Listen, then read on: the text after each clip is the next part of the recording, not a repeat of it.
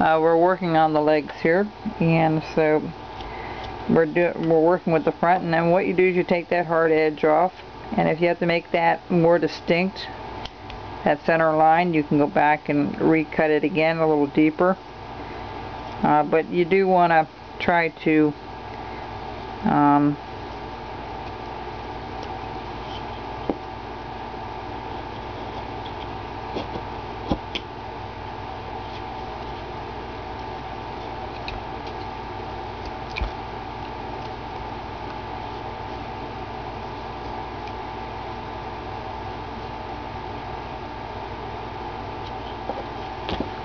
we're working our way down.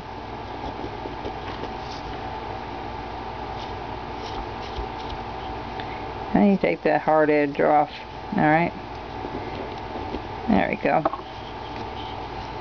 Same here, we're going to take that hard edge off. Work our way up. Let me take a look at this here and see if I have somewhat of a decent center line here, which I really don't, so I'm going to redefine that now so it's a little easier for you to see it.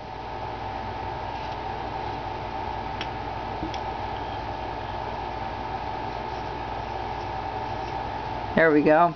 Alright. So you do that to the front and to the back. Alright. We're going to do the same thing in the back here. I'm going to put one line down the center.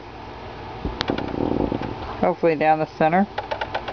And one on either side. Turn around and go the other way, and it should pop out.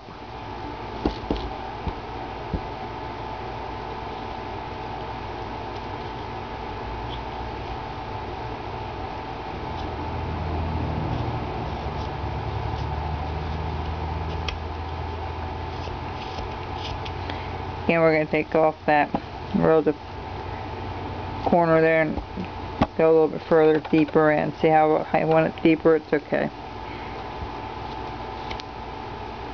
This is kind of a stylized boot. It's nothing accurate, or you don't see a heel, or you don't see the toes out front like you do on a regular boot.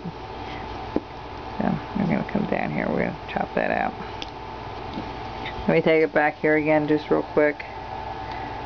I can clean it up a little bit and so it looks half decent. I got carried away on the one side here a little bit. So how hard to do when you work on these.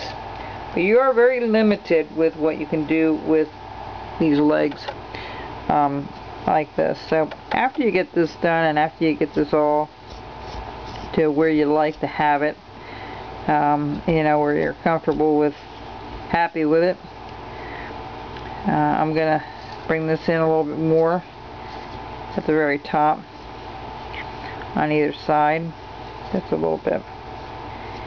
And then what you're going to do is you're going to take your pencil and you're going to mark the first, kind of hold your finger at the bottom here, go around, alright, and go around again,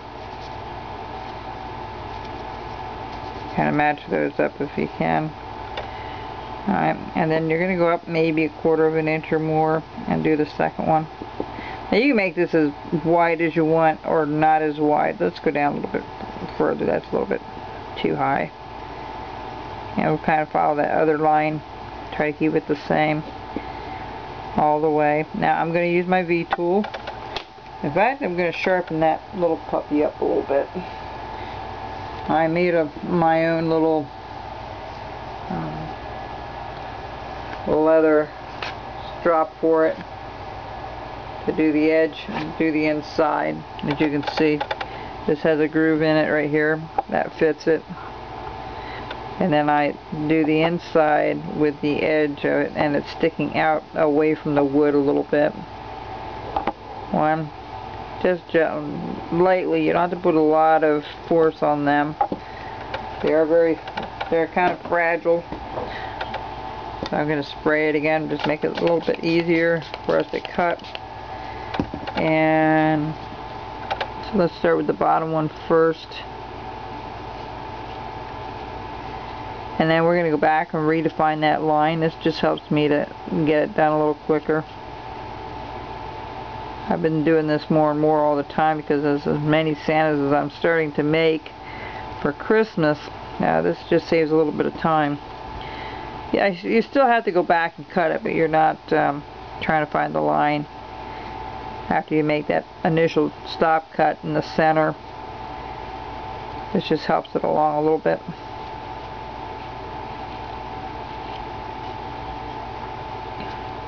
And it's like any job. You can find tools that help you do something a little easier. It's worth its money in gold. For sure. Well, okay, so we're going to go back here and we're going to redefine that line just like we did before. And I'll be right back.